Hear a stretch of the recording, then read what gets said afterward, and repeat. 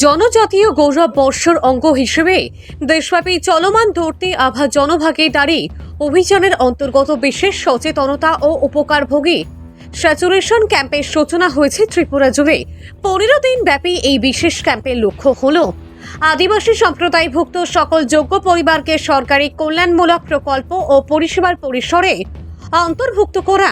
এ উপলক্ষে মঙ্গলবার উত্তর ত্রিপুরা যুবরাজনগর আরটি ব্লকের জৈথাং ভিলেজ কমিটির আওতাধীন জৈথাং এসভি স্কুল প্রাঙ্গণে আয়োজিত হয় এক ব্লক স্তরের গুরুত্বপূর্ণ শিবিরের আনুষ্ঠানিক উদ্বোধন করেন ত্রিপুরা সরকারের ক্রীড়া ও যুব বিষয়ক সমাজ কল্যাণ ও সমাজ শিক্ষা দপ্তরের মন্ত্রী টিঙ্কু রায়।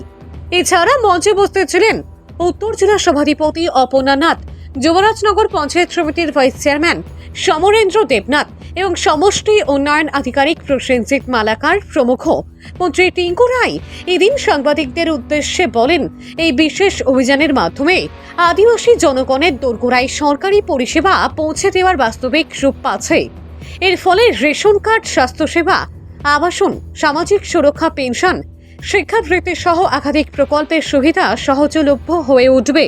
স্থানীয় বাসিন্দারা শিবিরে অংশ নিয়ে সরকারের এই উদ্যোগের বেশি প্রশংসা করেন।